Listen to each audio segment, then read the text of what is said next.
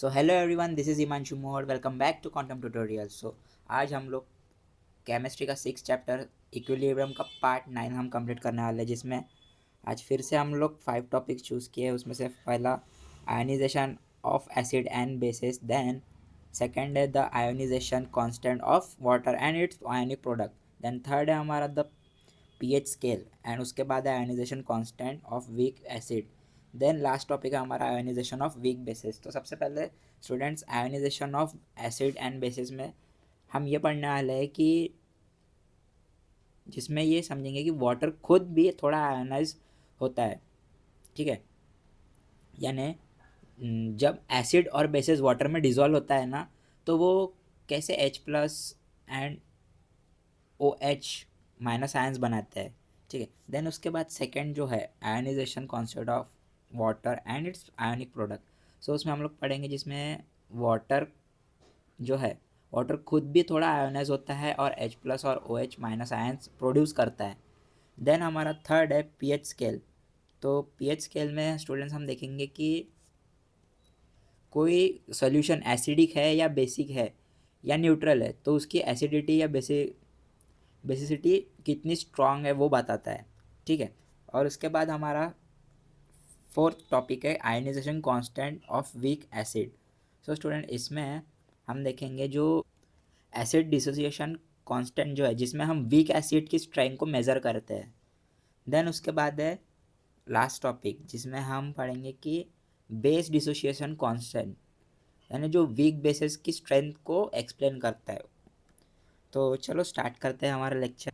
सो हमारा first topic है ionization of acid and bases. So उसमें जो हमारा फर्स्ट पॉइंट है, ionization of acid and bases mainly occurs in aqueous solution. So student, इसमें बताया गया है कि आयनाइजेशन का मतलब होता है जब कोई कंपाउंड वाटर में डिजोल्व होकर आयंस क्रिएट करता है। ठीक है, आयंस बनाता है, यानी आयंस में डिजोल्व होकर जो आयंस में ब्रेक हो जाता है। एसिड और बेसिस की आयनाइजेशन मोस्टली एक्वायस सॉल्यूशन में होती है, यानी जब कोई कंपाउंड वाटर में डिज़ोल्व होकर वो आयंस बनाता है, तो आयंस बनाने के बाद वो ब्रेक हो जाता है। ठीक है, डिज़ोल्व होकर आयंस में वो ब्रेक हो जाता है। सो स्टूडेंट्स, ब्रेक हो जाने के बाद एसिड और बेसिस की जो आयनाइजेशन मोस्टली एक्वायस सॉल्यूशन में होती है। देन एक्वायस जो है, एक्वायस सॉल्यूशन का मतलब क्या होता है कि सब्सटेंस जो है, जैसे सब्सटेंस जो वाटर है H2O, तो H2O में डिज़ोल्व होता है। तो वाटर एक पोलर सॉल्वेंट है। जो वाटर है ना, वो एक पोलर सॉल्वेंट है। सो वाटर पोलर सॉल्वेंट है ना, तो इसका जो डाइलेक्ट्रिक कांस्टेंट है वो हाई होता है। इसलिए ये मॉलिक्यूल्स को पॉजिटिव और नेगेटिव आयंस में सेपरेट करने में हेल्प करता है। सो स्टूडेंट, जब एसिड्स और बेसिस जो वाटर में डिजोल्व होते हैं ना, तो उनके जो मॉलिक्यूल्स होते हैं वो H+ आयंस, जो हाइड्रोजन आयंस होते हैं, हाइड्रोजन आयंस, या उसके बाद हाइड्रो ऑक्साइड आयंस बनाते हैं। तो ये जो प्रोसेस है, इस प्रोसेस को ionization of acids and base कहते हैं। तो स्टूडेंट्स, आयोनाइजेशन दैट सब्सटेंस का वाटर में डिजोल्व होकर आयंस में ब्रेक होना, उसे ionization of acid and bases कहते हैं। नाउ और next point is strong acid completely dissociate in water and donate H+ ions. So students, कुछ एसिड्स जो होते हैं, कुछ एसिड ऐसे भी होते हैं जो वाटर में डिजोल्व होते हैं और ऑलमोस्ट कंप्लीट आयंस में ब्रेक हो जाते हैं। तो इन्हें हम क्या कहते हैं? इन्हें हम स्ट्रॉन्ग एसिड कहते हैं। ठीक है, तो स्ट्रॉन्ग एसिड कहते हैं ना, तो स्ट्रॉन्ग एसिड का मेनली प्रॉपर्टी ये होता है कि जो H+ आयंस है, जो H+ आयंस है ना, वो ईजिली रिलीज होते हैं, रिलीज कर देते हैं। ठीक है, वो इजीली रिलीज़ कर देते हैं, और इसलिए सॉल्यूशन में हाइड्रोजन आयंस जो होते हैं, तो जो हाइड्रोजन आयंस होते हैं ना, वो हाइड्रोजन आयंस की जो कॉन्सेंट्रेशन जो है वो ज़्यादा होती है और सॉल्यूशन स्ट्रांगली एसिडिक हो जाता है। जैसे स्टूडेंट, फॉर एग्जांपल मैं बता दूँ, यहाँ पे हाइड्रोक्लोरिक एसिड, ठीक है, HCl जो एक्वायस, ठीक है। तो स्टूडेंट्स, यहाँ पे HCl जो है H+ aqueous, then plus Cl minus aqueous. तो यहाँ जो HCl जो है वो HCl कम्प्लीटली जो है आयोनाइज होकर H+ और Cl- आयंस बनाता है। तो इस रिएक्शन में स्टूडेंट्स और एक एग्जांपल है, जैसे नाइट्रिक एसिड है, ठीक है। जो नाइट्रिक एसिड है ना, तो नाइट्रिक एसिड में क्या होता है, जो HNO3 aqueous that gives H+ aqueous plus NO3- aqueous. तो यहाँ स्टूडेंट यहाँ ध्यान देना कि यहाँ इस रिएक्शन में ना नाइट्रिक एसिड जो है वो कम्प्लीटली आयोनाइजेशन करता है। तो इसमें जो H+ आयंस जो होता है, H+ आयंस वो प्रोड्यूस करता है। तो इसी वजह से जो स्ट्रॉन्ग एसिड होता है ना, यहाँ पे स्ट्रॉन्ग एसिड इलेक्ट्रिसिटी कंडक्ट करता है, क्योंकि सॉल्यूशन में जो है वो सॉल्यूशन में फ्री आयंस प्रेजेंट होते हैं,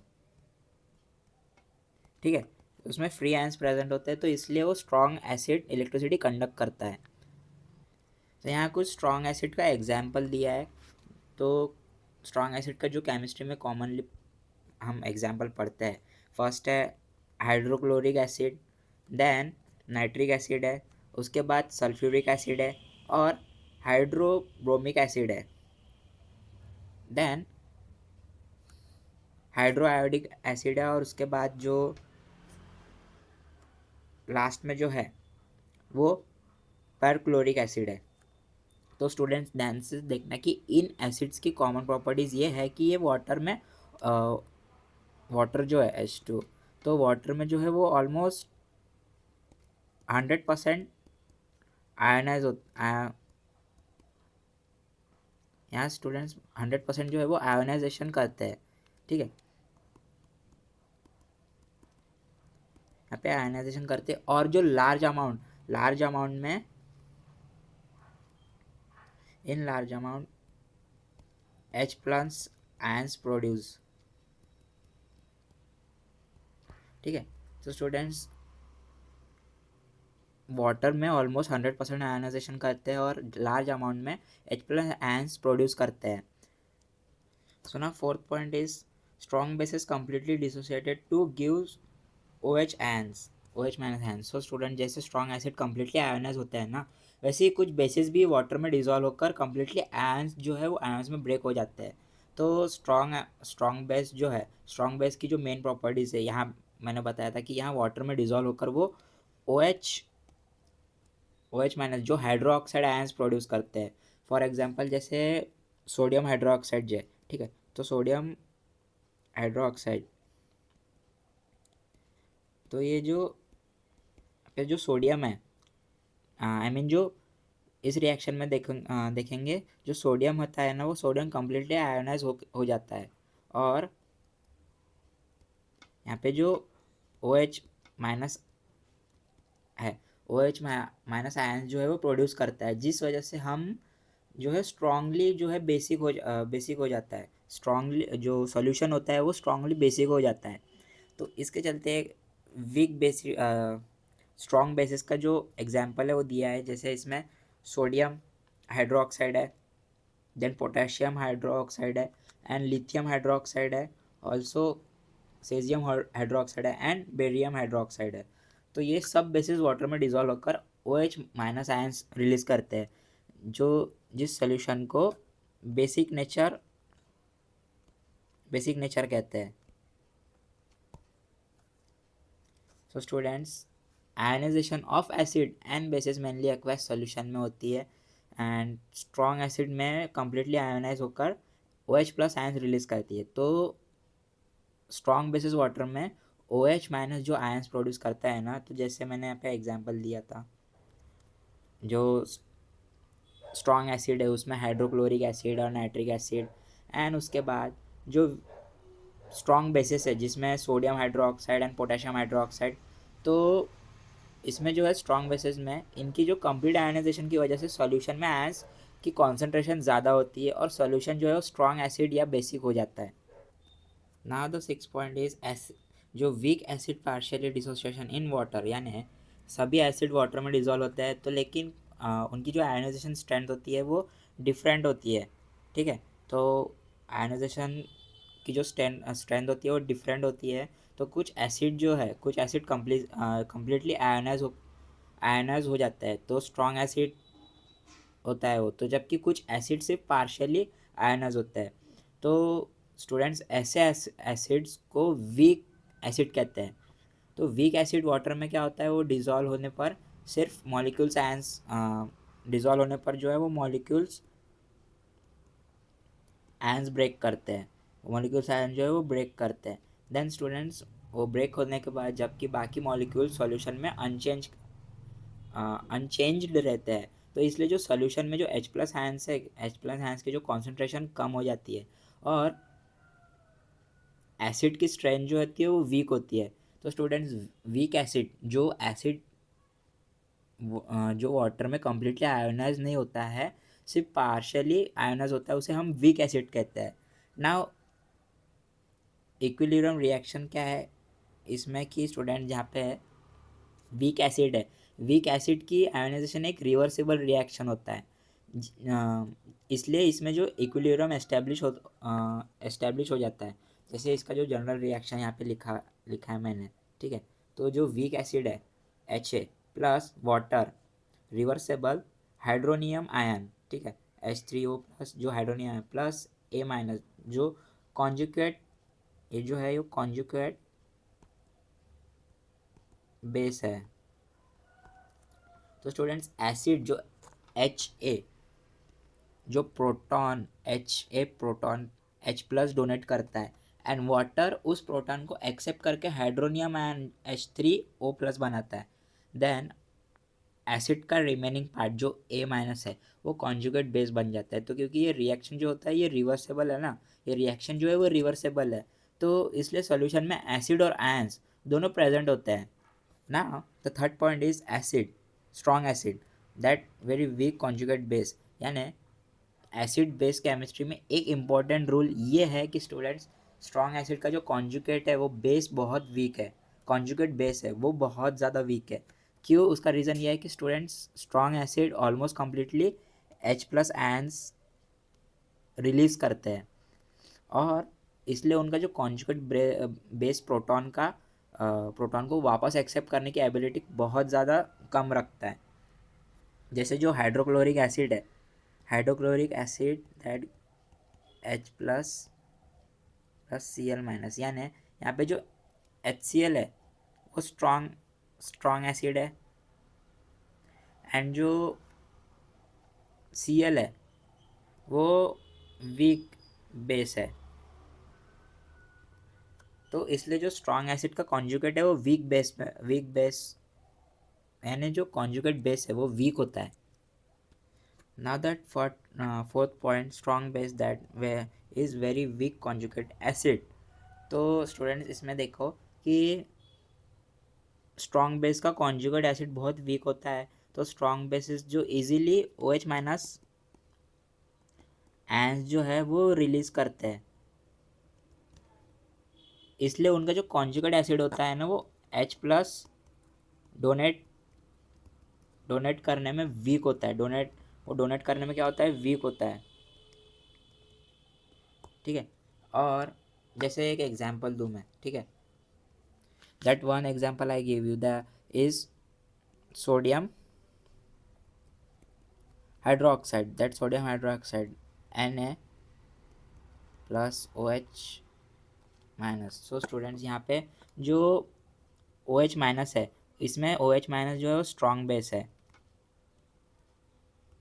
एंड जो इसमें जो H2O है, ठीक है, H2O, वो H2O क्या है इसमें, H2O वो एक वीक कॉन्जुगेट, इसमें H2O, ठीक है, H2O जो है वो वीक कॉन्जुगेट है, यानी वीक कॉन्जुगेट एसिड है। तो सिंपली जो स्ट्रॉन्ग एसिड है, यहाँ पे स्टूडेंट स्ट्रॉन्ग एसिड जो है वो वीक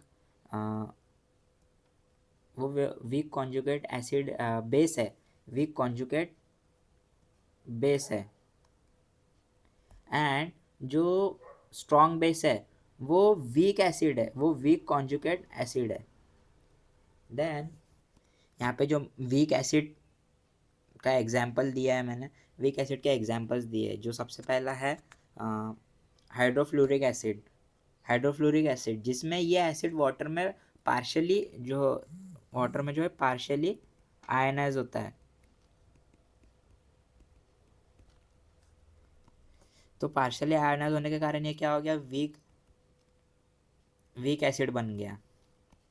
ठीक है, तो उसके बाद जो हमारा सेकंड है वो क्या है, NH2, जिसे हम नाइट्रस एसिड कहते हैं। तो ये भी वाटर में कंप्लीट आयोनाइजेशन नहीं करता, ये जो है वो कंप्लीट आयोनाइजेशन वो नहीं करता है। तो इसलिए ये क्या है, ये भी वीक एसिड है ना। एसिडिक एसिड, जो एसिडिक एसिड क्या है, ये एक विनेगर का मेन कंपोनेंट है और वाटर में पार्शियली आयोनाइज करता है। फॉर एग्जांपल जैसे CH3COH plus H2, that reversible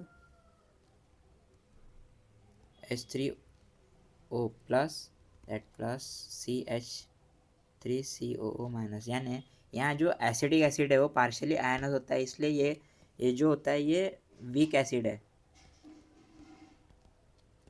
ठीक है ना स्टूडेंट्स, वीक एसिड वाटर में पार्शियली आयनाइज होता है, इसलिए उनके सॉल्यूशन में एसिड मॉलिक्यूल्स और आयंस दोनों प्रेजेंट होते हैं, यानी प्रेजेंट रहते हैं उसमें। तो उनकी जो आयनाइजेशन एक रिवर्सिबल इक्विलिब्रियम रिएक्शन होती है जिसमें हाइड्रोनियम आयंस और कॉन्जुगेट बेस फॉर्म होता है।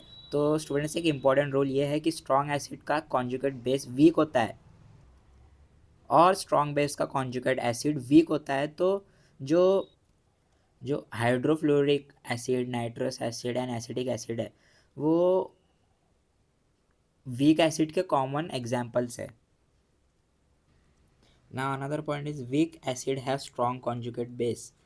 So एसिड बेस केमिस्ट्री में एक इम्पॉर्टेंट और एक रिलेशन है होता है जिसको एसिड और उसके कॉन्जुगेट बेस के बीच में, जब कोई एसिड H प्लस आयन जो है H प्लस आयन वो डोनेट करता है, ठीक है, वो डोनेट करता है, तो उसके बाद जो स्पेसीज होती है वो स्पेसीज जो बची हुई रहती है उसे हम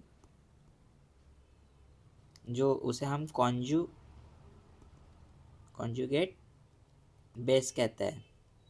ठीक है, तो अगर स्टूडेंट्स एसिड वीक होता है तो उसका मतलब क्या है कि वो H प्लस आयन जो है इजीली रिलीज़ नहीं करता, तो इसलिए जब वो प्रोटॉन लॉस करता है तो जो कॉन्जुगेट बेस बनता है ना उसमें हम प्रोटॉन को वापस एक्सेप्ट करने की एक स्ट्रॉन्ग एबिलिटी, एक जो है हम स्ट्रॉन्ग एबिलिटी रखते हैं उसको वापस लाने की। तो जैसे स्टूडेंट्स यहाँ पे मैं बताऊँ कि जो वीक एसिड है, weak acid that is strong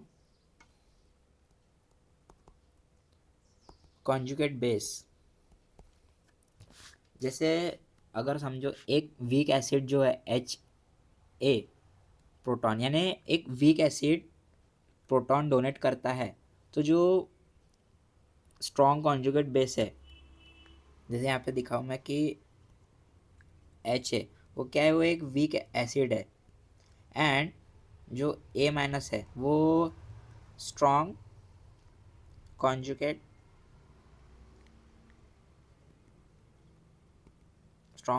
base है।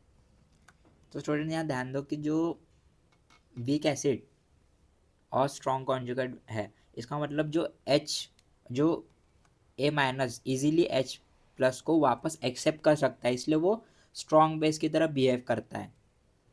Now I will show you the strong base example. So students यहाँ पे कुछ स्पेशीज ऐसे होते हैं जो बहुत स्ट्रांगली प्रोटॉन एक्सेप्ट करते हैं, इसलिए जो उनकी स्ट्रॉन्ग बेसिस होती है, जैसे यहाँ पे एग्जाम्पल दिया है मैंने, सबसे पहला एक अमाइड आयन। अमाइड आयन जो होता है वो इस आयन के पास एक्स्ट्रा इलेक्ट्रॉन पेयर होता है जो हम H प्लस आयन को इजीली एक्सेप्ट कर सकता है, जो H प्लस आयन को इजीली एक्सेप्ट कर सकता है, तो इसलिए ये जो होता है ये स्ट्रॉन्ग बेस होता है, इसलिए इसे स्ट्रॉन्ग बेस भी कहते हैं। And also another one that O2 minus oxide ion, oxygen के पास हाई नेगेटिव चार्ज होता है, इसलिए ये प्रोटॉन को स्ट्रांगली अट्रैक्ट करता है और स्ट्रॉन्ग बेस की तरह बिहेव करता है। Then that H minus, so hydride ion, तो हाइड्राइड आयन के पास जो होता है, यानी इस आयन के पास एक्स्ट्रा इलेक्ट्रॉन होता है जो प्रोटॉन को एक्सेप्ट कर सकता है, और जो H2 गैस है, H2 गैस वो फॉर्म कर सकता है, यानी वो क्रिएट कर सकता है, उसको बना सकता है। तो ये सब जो आयन्स है वो हाई इलेक्ट्रॉन डेंसिटी की वजह से स्ट्रॉन्ग बेस, किसकी वजह से, हाई इलेक्ट्रॉन डेंसिटी की वजह से वो एक स्ट्रॉन्ग बेस क्रिएट करता है, स्ट्रॉन्ग बेस की कैटेगरी में आता है वो। Now some organic compounds act as acid base indicators. So students, chemistry experiment हमने जो ऑब्जर्व किया, अक्सर हमने यानी एक बता करने की कोशिश की है कि जो सॉल्यूशन जो है एसिडिक है या बेसिक है, इसके लिए हमने क्या किया है, जो एसिड एंड बेस, एसिड और बेस इंडिकेटर्स, एसिड और बेस जो इंडिकेटर्स का यूज़ करते हैं, एसिड और बेस का जो इंडिकेटर यूज़ करते हैं, एसिड और बेस इंडिकेटर वो सब्सटेंस होता है जो एसिडिक और सॉल्यूशन में जो डिफरेंट कलर्स शो करते हैं। तो ज़्यादातर इंडिकेटर्स कैसे होते हैं, ऑर्गेनिक कंपाउंड्स होते हैं जिनके मॉलिक्यूल्स का स्ट्रक्चर जो होता है वो H+ कॉन्सेंट्रेशन के अकॉर्डिंग चेंज होता है।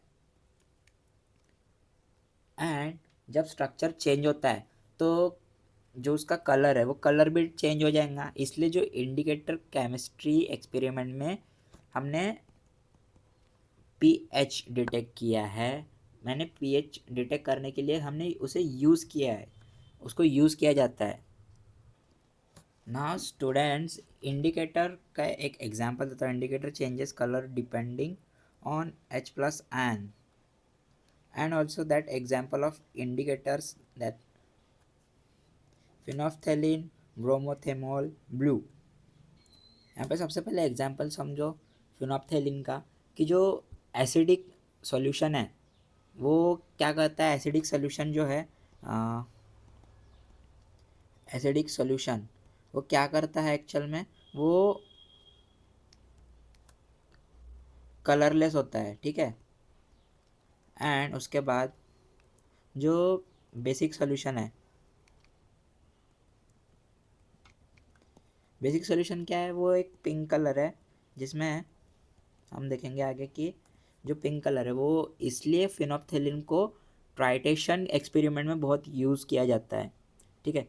तो उसके बाद जो दूसरा एग्जांपल है ब्रोमोथिमॉल ब्लू, जो उसमें क्या होता है, उसमें जो एसिडिक सॉल्यूशन है वो येलो कलर का होता है, ठीक है। देन उसके बाद जो बेसिक सॉल्यूशन होता है वो ब्लू कलर का होता है।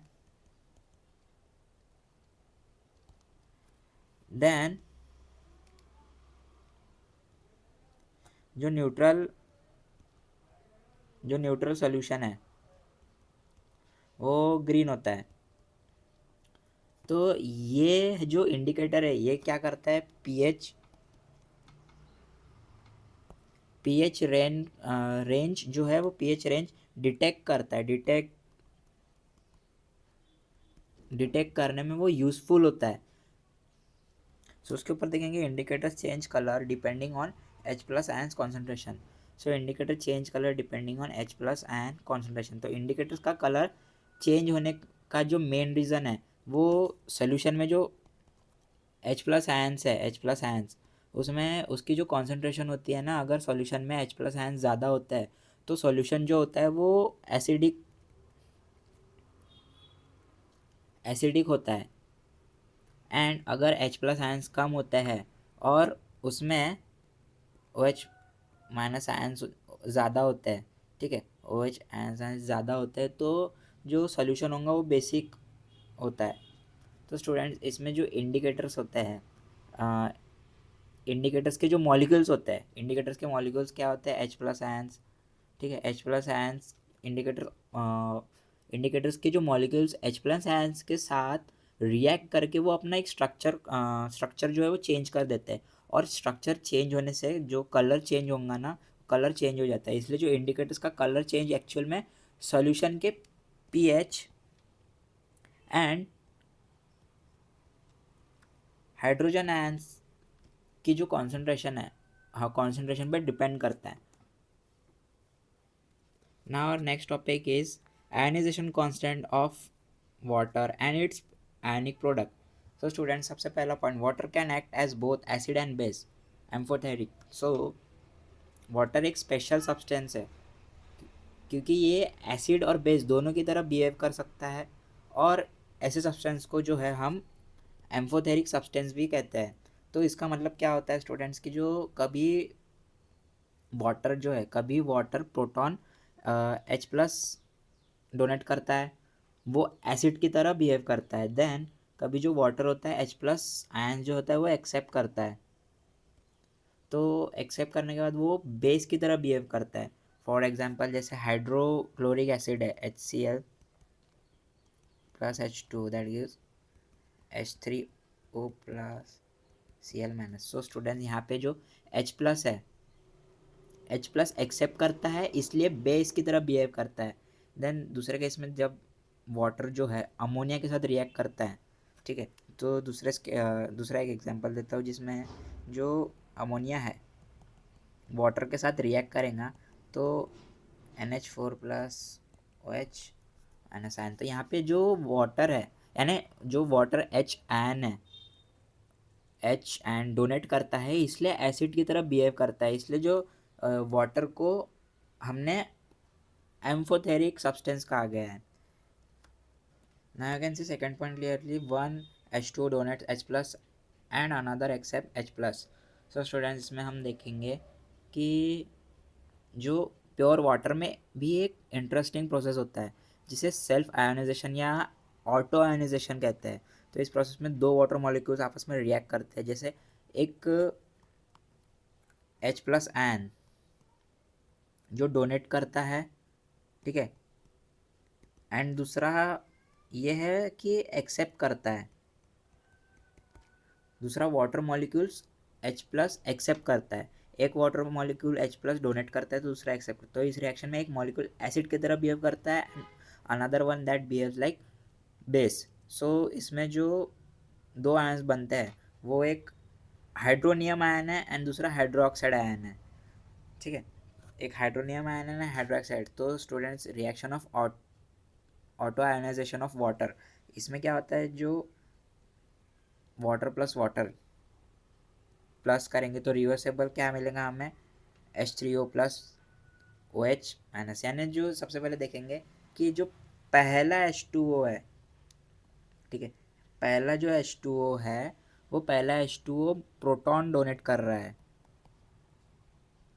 मैंने मॉलिक्यूल प्रोटॉन डोनेट कर रहा है, ठीक है, मॉलिक्यूल प्रोटॉन डोनेट करता है। एंड जो दूसरा जो है यहाँ पे जो दूसरा है, ठीक है, और दूसरा क्या कर रहा है, वो H2O मॉलिक्यूल प्रोटॉन एक्सेप्ट कर रहा है। वो क्या कर रहा है, एक्सेप्ट कर रहा है। तो पहला वाला डोनेट कर रहा है एंड दूसरा वाला एक्सेप्ट कर रहा है। तो इसमें जो H3O प्लस आयन है, जो हाइड्रोनियम आयन है और जो हाइड्रोक्साइड आयन है, तो ये रिएक्शन क्या है, रिवर्सिबल है, इसलिए सॉल्यूशन में वाटर मॉलिक्यूल्स आयंस दोनों प्रेजेंट रहते हैं। Now the constant for this equilibrium is called ionic product of water, ठीक है। तो इस जो KW सिंबल है इसको हम आयनिक प्रोडक्ट ऑफ वाटर कहते हैं। तो जो KW एक्चुअल में वाटर के H प्लस आयंस और OH माइनस आयंस जो है उसकी कॉन्सेंट्रेशन का प्रोडक्ट होता है। तो उसमें जो स्टैंडर्ड टेम्परेचर होता है वो 25 डिग्री सेल्सियस पर होता है, ठीक है। तो जो यहाँ पे एग्जाम्पल दिया है, ठीक है, आयनिक प्रोडक्ट ऑफ वाटर। तो इसमें एक एग्जांपल मैं दिखाता हूँ कि 1 × 10⁻⁻14, तो ये वैल्यू बताती है कि पूरे वाटर में H+ और OH- आयंस की कॉन्सेंट्रेशन जो होती है वो बहुत कम होती है, बट फिर भी वाटर थोड़ा सा आयोनाइज होता है। तो यहाँ पे जो फॉर्मूला दिया है, ठीक है, फॉर्मूला ऑफ आयनिक प्रोडक्ट, जिसमें ionic product of water equals to H+ and OH-। तो यहाँ पे जो H+ है हाइड्रोजन आयन कॉन्सेंट्रेशन है, एंड OH- सबको पता है कि हाइड्रो ऑक्साइड आयन कॉन्सेंट्रेशन है। तो इसमें जो पूरे वाटर में जो H+ है, जो वैल्यू निकलेंगी वो वैल्यू क्या है कि 1 × 10⁻⁷ मॉलिक्यूल, देन OH- जो कि 1 × 10⁻⁷ मॉलिक्यूल। तो इसलिए जो water ionic product of water है वो, उसको हम कैसे लिखेंगे, KW इक्वल्स टू ब्रैकेट में 10⁻⁷ देन इनटू 10⁻⁷। तो इसका आंसर क्या निकलेगा, KW इक्वल्स टू 10⁻⁻14। तो इसका मतलब क्या है स्टूडेंट्स की वाटर में H+ और OH- आयंस की जो कॉन्सेंट्रेशन होती है वो इक्वल होती है, इसलिए पूरे वाटर न्यूट्रल होता है, पूरा जो वाटर होता है पूरे वाटर न्यूट्रल होता है। तो स्टूडेंट्स जो वाटर है, वाटर एक एम्फोटेरिक सब्सटेंस है जो एसिड और बेस दोनों की तरह बिहेव कर सकता है, और पूरे वाटर में ऑटो आयनाइजेशन रिएक्शन होती है, जिसमें एक वाटर मॉलिक्यूल्स प्रोटॉन डोनेट करता है और दूसरा प्रोटॉन एक्सेप्ट करता है, जिससे H3O+ और OH- आयन बनते हैं। तो इस तो इक्विलिब्रियम को ये एक्सप्रेस करने के लिए आयनिक प्रोडक्ट ऑफ वाटर, जिसे हम KW यूज़ का कहते हैं, और उसको यूज़ किया जाता है, जिसका फॉर्मूला यहाँ पे मैंने लिखा है, KW equals to H+ and OH-। तो उसका जो फॉर्मूला है वो ये होता है, और ये जो है फॉर्मूला 25 डिग्री सेल्सियस पर इसका जो वैल्यू निकलेगा वो 10⁻⁻14 निकलेगा। सो स्टूडेंट्स, हमारा first point another ionization constant of water and its ionic product. तो इसमें स्टूडेंट्स देखेंगे first point at 298 Kelvin H+ is equals to OH- equals to 1 into 10⁻⁷ m. Therefore ionic product of water equals to 1 into 10⁻⁻14 m2। So students, इसमें पूरे water में एक process है जिसे हम ऑटो आयनाइजेशन ऑफ वाटर कहते हैं। तो इस प्रोसेस में कुछ मॉलिक्यूल्स आयंस ब्रेक हो जाते हैं और हाइड्रोनियम आयंस जैसे H3O+ और OH- आयन फॉर्म करते हैं। तो स्टूडेंट्स, यहाँ पे रिएक्शन क्या दिया है कि इसका जो H2O+ H2O रिवर्सेबल, ये मैंने बताया था पिछले स्लाइड में, H3O+ OH-, तो स्टैंडर्ड टेम्परेचर जो 298 केल्विन 25 डिग्री सेल्सियस पर पूरे वाटर में हाइड्रोनियम आयंस और हाइड्रोक्साइड आयन की कॉन्सेंट्रेशन जो बताई गई है वो इक्वल है।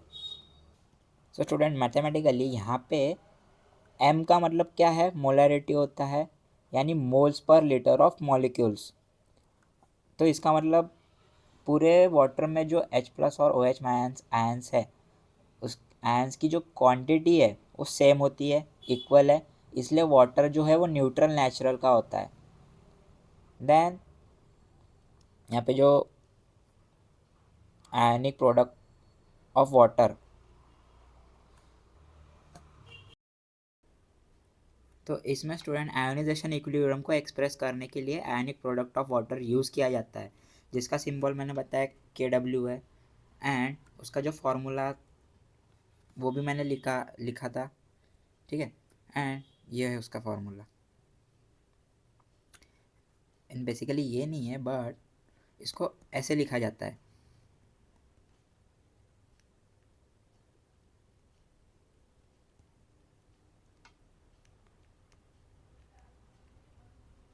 सो स्टूडेंट्स अब अगर वैल्यू सब्स्टिट्यूट करें तो वो कैसे लिखा जाएगा, इस तरीके से।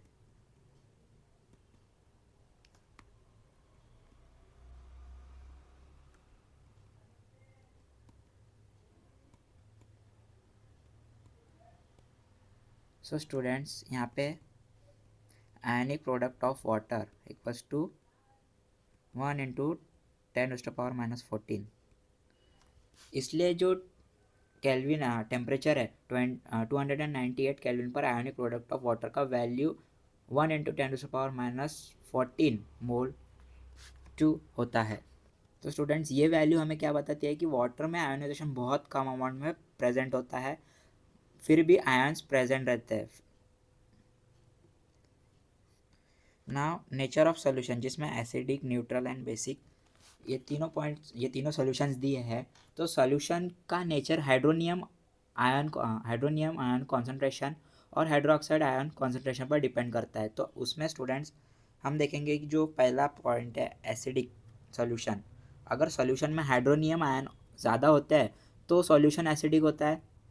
और कंडीशन जो होती है उसमें H3O plus greater than H3O is greater than OH minus. जैसे कि एसिडिक सॉल्यूशन जैसे हाइड्रोक्लोरिक एसिड सॉल्यूशन में H2O प्लस आयन ज़्यादा होते हैं, ठीक है। एंड देन न्यूट्रल में जो है, अगर सॉल्यूशन में हाइड्रोनियम आयंस हाइड्रोक्साइड आयंस की कॉन्सेंट्रेशन इक्वल हो तो सॉल्यूशन जो होता है वो न्यूट्रल होता है, जिसमें कंडीशन दी गई है कि वो दोनों बराबर होता है H3O एंड OH, तो पूरे वाटर न्यूट्रल सॉल्यूशन होता है। एंड उसके बाद जो बेसिक है, जिसमें बेसिक सॉल्यूशन, अगर स्टूडेंट सॉल्यूशन में हाइड्रोक्साइड आयन ज़्यादा होते हैं तो सॉल्यूशन बेसिक अल्कलाइन होता है। तो इसमें क्या है कि H3O is less than OH minus. So solution of sodium hydroxide basic nature के होते हैं। नाउ पीएच स्केल, ठीक है। हमारा अगला टॉपिक है पीएच स्केल के ऊपर। सो स्टूडेंट्स अब तक हमने देखा कि वाटर आयोनाइज होकर H+ और OH माइनस आयंस बनाता है, लेकिन सॉल्यूशन में H+ आयंस के एग्जैक्ट कॉन्सेंट्रेशन लिखना थोड़ा डिफिकल्ट होता है, क्योंकि जो नंबर बहुत ज़्यादा छोटे होते हैं। और ये जो प्रॉब्लम है, इस प्रॉब्लम को ईजी बनाने के लिए साइंटिस्ट ने पीएच स्केल इंट्रोड्यूस किया, जिसमें pH scale hydrogen ion concentration को लॉगरिथमिक फॉर्म में एक्सप्रेस करता है। इसका फॉर्मूला जो होता है वो pH equals to minus log H+ होता है। अगर H+ आयन ज़्यादा होंगे तो pH कम होगा, और जो इसका मतलब क्या हुआ कि सॉल्यूशन जो है वो एसिडिक है। एंड अगर H+ आयन्स कम होंगे तो pH ज़्यादा होगा, जो कि उसका मतलब है कि सॉल्यूशन जो है वो बेसिक है। फॉर एग्जांपल जैसे वाटर में H+ कॉन्सेंट्रेशन जो होती है वो 10⁻⁻ मोल होती है, तो इसलिए उसका जो pH है, उसका जो pH क्या है 7 है, तो 7 होता है। और न्यूट्रल और वाटर जो होता है वो न्यूट्रल होता है। अगर हम 0.1 मॉलिक्यूल HCl लेते हैं तो H+ कॉन्सेंट्रेशन H2H यानी 10⁻⁻2 होती है, तो इसलिए जो उसका pH निकलेगा वो 2 हो जाएगा, जो हमें बताता है कि सॉल्यूशन जो है स्ट्रॉन्ग एसिडिक है। और उसके बाद स्टूडेंट्स पीएच स्केल हमें इजीली बता देता है कि कोई सॉल्यूशन एसिडिक, न्यूट्रल या बेसिक है करके। Now you can see solution, acidic solution, इसमें बताया pH is less than 7, and basic solution जिसमें pH इज़ ग्रेटर देन 7, और न्यूट्रल में pH जो है वो बराबर है, ठीक है, यानी pH इक्वल्स टू 7। तो relation between pH and POH, pH plus POH equals to 14 at 298 Kelvin. Then pH scale is logarithmic. A change of 1 unit equals to 10 into change in 100 H+। तो स्टूडेंट यहाँ पे देखना कि मैंने पहले भी बताया, पहले स्लाइड में यही चीज़ एक्सप्लेन किया है थोड़ा। तो अगर pH लेस देन है 7 से लेस देन होता है तो सॉल्यूशन एसिडिक होता है। और जैसे उसका एग्जांपल ये है कि HCl एंड HNO3, जो ये जो सोल्यूशन है ये क्या है कि इससे पता चलता है कि पीएच जो है वो लेस देन 7 है और वो सोल्यूशन एसिडिक होता है। देन समझो पीएच जो है वो पीएच ग्रेटर देन 7 होता है तो सॉल्यूशन क्या होता है वो बेसिक होता है। उसके बाद अगर पीएच जो होता है वो बराबर होता है, ठीक है, तो उसे हम न्यूट्रल कहते हैं। जिसका एग्जांपल हमने देखा कि पूरे वाटर में, यानी जैसे पूरे वाटर में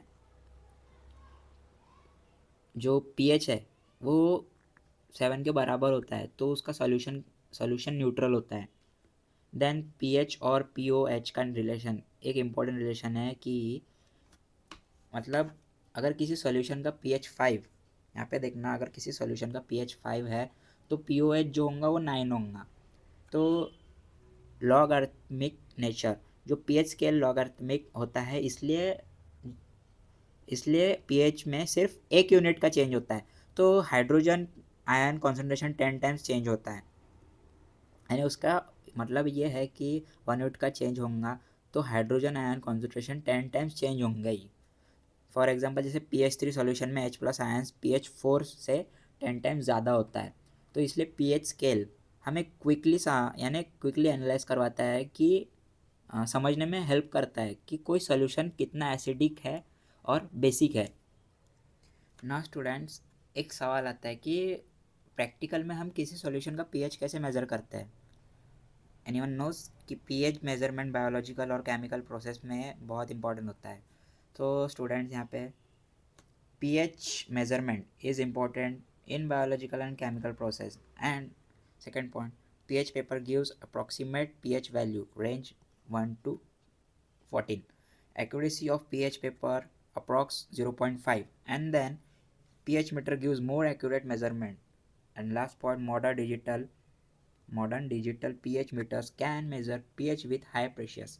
So student, you can see that pH measurement बहुत इंपॉर्टेंट है क्योंकि लिविंग सिस्टम और केमिकल रिएक्शन में पीएच का बहुत ज़्यादा इंपॉर्टेंट रोल है। फॉर एग्जांपल जैसे ब्लड का पीएच, सॉइल का पीएच और लेबोरेटरी रिएक्शंस में। तो स्टूडेंट्स, पीएच पेपर एक सिंपल मेथड है जिसमें हम पीएच का जो अप्रोक्सीमेट वैल्यू है, अप्रोक्सीमेट जो वैल्यू है हम वो पता कर सकते हैं। पीएच जो है, पीएच पेपर का रेंज 1 से तो 14 तक का होता है, ठीक है, 1 से तो 14 तक का उसका रेंज होता है। And then pH paper exact value नहीं देता बट उसकी जो एक्यूरेसी होती है ना, वो एक्यूरेसी अप्रॉक्स 0.5 की होती है। अगर हम ज़्यादा एक्यूरेट पीएच चाहिए होता है तो हम पीएच मीटर, उसमें पीएच मीटर यूज़ करते हैं, सॉरी, जो पीएच मीटर है वो हम यूज़ करते हैं। And modern digital pH meter बहुत जो है वो प्रीशियस होता है क्योंकि पीएच को बहुत एक्यूरेटली मेज़र कर सकते हैं हम। तो इसलिए जो लेबोरेटरी और रिसर्च वर्क में मोस्टली पीएच मीटर यूज़ किया जाता है क्योंकि ये पीएच पेपर से ज़्यादा एक्यूरेट रिजल्ट देता है। अब हमारा लास्ट टॉपिक है ionization constant of weak acid. So student, weak acid जो है, weak acid partially ionize in water. So student, weak acid water में डिजॉल्व होने पर वो कम्प्लीटली आयनाइज ब्रेक नहीं होते। जब पार्शियली आयनाइज होते हैं तो इसलिए वो सॉल्यूशन में एसिड मॉलिक्यूल्स और आयन दोनों प्रेजेंट होते हैं, इसलिए इस टाइप के एसिड को हम वीक एसिड कहते हैं। देन वीक एसिड की जो आयनाइजेशन एक इक्विलिब्रियम प्रोसेस होती है, मतलब रिएक्शन फॉरवर्ड और बैकवर्ड दोनों डायरेक्शन में मूव हो रहे होते हैं। फॉर एग्जांपल जैसे एसिडिक एसिड है, sorry acetate acetate acetic acid है तो एसिटेटिक वाटर में कम्प्लीटली आयनाइज नहीं होता है, इसलिए ये वीक एसिड है। तो स्टूडेंट, वीक एसिड जो partially ionize in water, weak acid जो है पार्शियली आयनाइज होता है वो वाटर में। देन उसके बाद रिएक्शन क्या है इसमें, जो वीक वाटर है, वीक वाटर के साथ हम नॉर्मल वाटर यानी नॉर्मल वाटर मिक्स करें तो हमें क्या मिलेगा, हाइड्रोनियम आयन और कॉन्जुगेट बेस जो X- है। तो स्टूडेंट, एसिड जो वीक यानी HX प्रोटॉन डोनेट करता है वीक वाटर, और वाटर उस प्रोटॉन को एक्सेप्ट करके हाइड्रोनियम आयन बनाता है, और जो एसिड का जो रिमेनिंग पार्ट है जो वी कॉन्जुगेट बेस है X आयन, तो वो बन जाता है। तो क्योंकि ये रिएक्शन रिवर्सिबल है इसलिए सॉल्यूशन में इक्विलिब्रियम एस्टेब्लिश है. Then initial concentration equals to C. Then degree of ionization equals to, that is degree of ionization. यहाँ पे डिग्री ऑफ आयनाइजेशन जो अल्फा रिप्रेजेंट करता है डिग्री ऑफ आयनाइजेशन को. सो स्टूडेंट, वीक एसिड के ionization mathematically express करने के लिए दो इंपॉर्टेंट टर्म्स यूज़ किए. एक है हमारा first initial concentration and then degree of ionization. So ये एसिड की स्टार्टिंग कॉन्सेंट्रेशन होती है. सॉल्यूशन जब प्रिपेयर किया जाता है तो उसे इनिशियल कॉन्सेंट्रेशन कहते हैं. देन उसके बाद डिग्री ऑफ आयोनाइजेशन ये बताता है कि एसिड के कितने मॉलिक्यूल्स आयोनाइज हुए हैं. So degree of ionization equals to ionize molecule upon total molecules. For example समझो एसिड के 100 मॉलिक्यूल्स है. ठीक है, एसिड जो है एसिड के 100 मॉलिक्यूल्स है. तो 100 मॉलिक्यूल्स में से 100 मॉलिक्यूल्स में से 5 मॉलिक्यूल्स आयोनाइज हो गए. तो इसमें क्या लिखेंगे, alpha equals to 5 upon 100 that equals to 0.5. इसका मतलब एसिड का सिर्फ 5% पार्ट आयोनाइज हुआ है. वीक एसिड के लिए डिग्री ऑफ आयोनाइजेशन यूजुअली बहुत स्मॉल वैल्यू होती है. ना acid dissociation constant represent strength of acid. So weak acid की स्ट्रेंथ को मेजर करने के लिए एक कांस्टेंट यूज़ होता है जिसे एसिड डिसोसिएशन कांस्टेंट और के कहते हैं. तो के बेसिकली ये बताता है कि एसिड कितनी एक्सटेंट तक आयोनाइज होती है. तो स्टूडेंट के वैल्यू ज़्यादा एसिड स्ट्रॉन्गर होता है और के वैल्यू कम यानी एसिड वीकर होता है. तो क्योंकि ज़्यादा के का यानी जो एसिड डिसोसिएशन कांस्टेंट जो है वो एसिड ज़्यादा आयनस प्रोड्यूस कर रहा होता है. ना फार्मूला ऑफ के ए, यहाँ पे देखना फार्मूला ऑफ के मैंने यहाँ पे लिखा हुआ है जो वीक एसिड की आयनाइजेशन. ठीक है, इस रिएक्शन के बेसिस पर जो फार्मूला लिखा गया है वो H plus x minus upon H x. यानी इसका मतलब ये होता है कि H प्लस जो हाइड्रोजन आयन कॉन्सेंट्रेशन है एंड एक्स माइनस जो कॉन्जुगेट बेस कॉन्सेंट्रेशन है और एच एक्स जो अनडिसोसिएटेड एसिड कॉन्सेंट्रेशन है.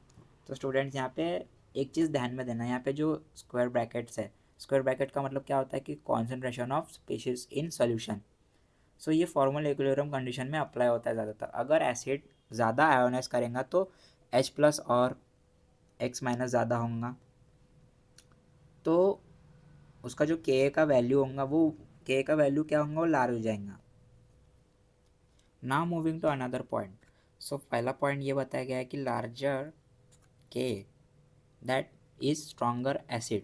यानी जो लार्जर के है यानी वीक एसिड की स्ट्रेंथ को मेजर करने के लिए जो के है एसिड डिसोसिएशन कांस्टेंट यूज़ किया जाता है उसमें. तो के वैल्यू ये बताता है कि एसिड वाटर में कितनी एक्सटेंट तक आयोनाइज होता है. तो के ज़्यादा एसिड स्ट्रॉन्गर और के कम यानी एसिड वीकर. तो स्टूडेंट यहाँ पे ये रीज़न क्या है इस चीज़ का कि के का वैल्यू ज़्यादा है तो इसका मतलब है कि एसिड के ज़्यादा मॉलिक्यूल्स आयंस में आयोनाइज हो रहे हैं.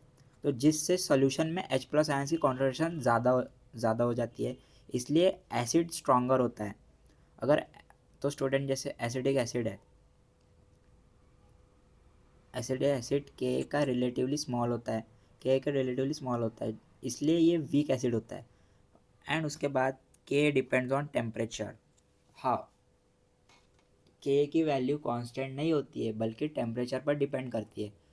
कैसे, जब टेम्परेचर चेंज होता है तो केमिकल इक्विलिब्रियम भी चेंज होता है यानी जिसकी वजह से के की वैल्यू भी चेंज होती है. फॉर एग्जांपल स्टूडेंट जैसे अगर टेम्परेचर इंक्रीज हो गया तो वीक एसिड की आयोनाइजेशन थोड़ी ज़्यादा हो सकती है जिससे के वैल्यू इंक्रीज होता है यानी ionization constant of weak acid. तो इसलिए के की जो वैल्यू है हमेशा स्पेसिफिक टेम्परेचर पर यूजुअली कितनी होती है वो 25 डिग्री सेल्सियस की होती है. हाँ, लॉग अर्थमेट फॉर्म पी के ए इक्वल्स टू माइनस लॉग के ए. तो स्टूडेंट कभी कभी क्या होता है कि वैल्यू बहुत छोटी होती है, जैसे 10⁻⁵ एंड 10⁻⁶, एक्सेट्रा। तो इसलिए कैलकुलेशन को इजी बनाने के लिए लोग लॉग अरिथमिक स्केल यूज़ किया जाता है। तो इस स्केल को पीकेए कहते हैं। तो पीकेए का फॉर्मूला माइनस लॉग के। तो यहाँ पे जो पीके है acid solution, acid dissociation constant का लोगरिथमिक फॉर्म है, जो के एसिड डिसोसिएशन कांस्टेंट बताता है। तो स्टूडेंट इसमें ये भी बताया गया है कि जो पीके कम है तो एसिड जो होगा वो स्ट्रॉन्गर होगा, अगर पीके ज़्यादा है तो एसिड जो होता है वीकर होता है। तो स्टूडेंट यहाँ पे एक एग्जांपल दूँ, जैसे के ए इक्वल्स टू 10⁻⁵, अगर ये हो तो जो पीके है, सॉरी, जो पीके है वो क्या होगा, वो 5 होगा। Now, knowing Ka concentration, we can calculate pH and degree of ionization. So, अगर किसी वीक एसिड का के वैल्यू और इनिशियल कॉन्सेंट्रेशन बताओ तो हम कुछ इंपॉर्टेंट क्वांटिटीज़ कैलकुलेट कर सकते हैं। जैसे जो पीएच है, पीएच स्केल सॉल्यूशन कितना एसिडिक है, और डिग्री ऑफ आयोनाइजेशन, हाउ के वैल्यू से पता चलता है कि एसिड कितना आयोनाइज हो रहा है, और इसके बेसिस पर हम H+ आयन कॉन्सेंट्रेशन कैलकुलेट कर सकते हैं ना। जब H+ आयन कॉन्सेंट्रेशन मिल जाती है तो pH इजीली कैलकुलेट हो जाता है। तो स्टूडेंट जो pH है, pH भी एक तरीके से सेम है pKh के अकॉर्डिंग। तो pH जो है, pH equals to minus log that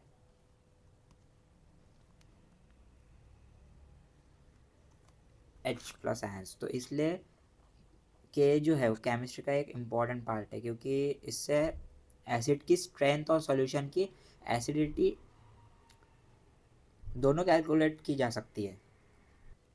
अब students pH of weak acid को कैलकुलेट करने की मैं स्टेप्स बताऊंगा। सबसे पहले फर्स्ट पॉइंट है identify acid and base, then second point है राइट बैलेंस रिएक्शन इक्वेशन, उसके बाद find main reaction with higher K, then prepare initial change and equilibrium concentration, then fifth point ये बताता है substitute values in K equation and find degree of ionization, calculate H3O plus and pH. So student, this is steps of steps to calculate pH of weak acid. So अब देखते हैं कि weak acid का pH कैसे calculate करते हैं। इसलिए कुछ बेसिक स्टेप्स फॉलो करना पड़ता है। कि सबसे पहले मैंने बताया identify acid and base species. सबसे पहले रिएक्शन में कौन सा एसिड है और कौन सा बेस, ये आइडेंटिफाई करते हैं। देन उसके बाद फिर उसका जो बैलेंस केमिकल इक्वेशन लिखते हैं, तो उसका balance chemical equation for example जैसे HX+ H2O reversible, H3O plus X minus. तो उसके बाद find main reaction on higher के। अगर मल्टीप्लाई रिएक्शन हो तो जिसका के जो के वैल्यू ज़्यादा होता है वही रिएक्शन कंसिडर किया जाता है। उसके बाद make make initial chain equilibrium, तो कॉन्सेंट्रेशन टेबल बनाते हैं जिससे पता चलता है रिएक्शन में कॉन्सेंट्रेशन कैसे चेंज होता है। उसके बाद फिफ्थ स्टेप ये बताता है कि सब्स्टिट्यूट इन के इक्वेशन। अब फार्मूला जो के का फार्मूला है वो के का फार्मूले में वैल्यू सब्स्टिट्यूट करते हैं। तो स्टूडेंट यहाँ पे देखो K equals to H then X upon H X. तो यहाँ ध्यान से देखा डिग्री ऑफ आयोनाइजेशन, यहाँ पे डिग्री ऑफ आयोनाइजेशन मिल जाता है। तो उसके बाद जो H3O प्लस कॉन्सेंट्रेशन निकालते हैं, तो उसके बाद क्या होगा कि फाइनली ये सब करने के बाद जो इससे डिग्री ऑफ आयोनाइजेशन मिल जाएंगी, तो उसके बाद H3O कॉन्सेंट्रेशन निकालेंगे। तो उसका जो फाइनली पीएच हमें, उसके बाद हम पीएच इजीली कैलकुलेट कर सकते हैं ना। That see 4 points. पहले weak base MOH partially ionize in water, reaction उसका MOH reversible M+OH minus. So base ionization constant Kp represent strength of base of a base, then उसका जो formula होता है K P equals to M plus O H minus upon M O H. Then last point, if C initial concentration and delta and sorry alpha जो degree of ionization है, then Kp equals to initial concentration into degree of ionization upon 1 minus degree of ionization. So अब हमने week acid के बारे में पूरा पढ़ा. अब वीक बेसिस के आयनाइजेशन समझेंगे. तो वीक बेसिस वाटर में कम्प्लीटली आयनाइज नहीं होती है, बल्कि वो पार्शियली आयनाइज होती है. फॉर एग्जांपल जैसे यहाँ पे दिया है MOH reversible M plus OH minus. So यहाँ MOH वीक बेस है एंड जो वाटर में थोड़ा सा ब्रेक होकर M प्लस आयन और OH माइनस आयन बनाता है, तो वो बेस की स्ट्रेंथ को मेज़र करने के लिए एक कांस्टेंट यूज़ करते हैं जिसे बेस आयोनाइजेशन Kp कहते हैं. तो उसका फॉर्मूला ये है Kp equals to M plus यानी metal ion concentration, then OH minus hydroxide ion concentration, then MOH यानी बेस की रिमेनिंग कॉन्सेंट्रेशन. अगर स्टूडेंट C इनिशियल कॉन्सेंट्रेशन हो तो जो अल्फ़ा यानी डिग्री ऑफ आयोनाइजेशन है, तो फॉर्मूला बन जाता है क्या कि Kp इक्वल्स टू C यानी इनिशियल कॉन्सेंट्रेशन और degree of ionization upon 1 minus degree of ionization. तो इस फार्मूले की हेल्प से हम वीक बेस की स्ट्रेंथ और पीएच वो कैलकुलेट कर सकते हैं. अब एसिड और बेसिक आयोनाइजेशन के बारे में हमने पूरा पढ़ लिया. केपी कांस्टेंट के बारे में पढ़ लिया. अब कुछ इंपॉर्टेंट एग्जांपल्स और कॉन्सेप्ट डिटेल में जानेंगे. तो फर्स्ट पॉइंट क्या है हमारा, many organic compounds amines act as bases. तो स्टूडेंट्स, बहुत से ऑर्गेनिक कंपाउंड खासकर एमीन्स जो वीक बेसिस की तरह बिहेव करते हैं. एमीन्स में जनरली जो होता है वो नाइट्रोजन एटम होता है जिसके पास लोन पेयर ऑफ इलेक्ट्रॉन्स होता है. तो ये लोन पेयर प्रोटॉन जो होता है, लोन पेयर प्रोटॉन जो H प्लस एंड जो है उसको एक्सेप्ट करता है. तो इसकी वजह से जो अमाइंस बेस की तरह बिहेव करता है. जैसे for example methylamine, codeine and quinine and nicotine. तो ये कंपाउंड्स वाटर में कम्प्लीटली आयोनाइज नहीं होते हैं, बल्कि पार्शियली आयोनाइज करते हैं, इसलिए इन्हें वीक बेस कहा जाता है. फॉर एग्जांपल जैसे यहाँ पे दिया है ammonia behave as weak base in water. So इसका फॉर्मूला भी दिया है, यानी रिएक्शन भी दिया है कि अमोनिया और वाटर को मिक्स करके हमें क्या मिलेगा, हमें एक अमोनियम आयन और हाइड्रोक्साइड आयन बनता है. तो स्टूडेंट्स OH माइनस आयन्स की वजह से सॉल्यूशन बेसिक हो जाता है. उसके बाद क्या होगा, उसके बाद जो बेस आयनाइजेशन कांस्टेंट है उसमें देखना वीक बेस की स्ट्रेंथ को मेज़र करने के लिए बेस आयनाइजेशन कांस्टेंट जो कि Kp, ठीक है, Kp भी है ना, तो उसका यूज़ होता है. तो अगर समझो Kp वैल्यू ज़्यादा है तो बेस स्ट्रॉन्गर होता है और Kp वैल्यू छोटी है तो बेस वीकर होता है. Now last point, logarithmic form of base constant Pkb equals to minus log Kp. तो स्टूडेंट यहाँ पे ध्यान देखना, Kp वैल्यूज़ जो कभी कभी बहुत छोटी होती है, इसलिए कैलकुलेशन को ईजी बनाने के लिए लॉगरिथमिक फॉर्म यूज़ किया जाता है. तो फार्मूला यहाँ पे Pkb equals to minus log Kp.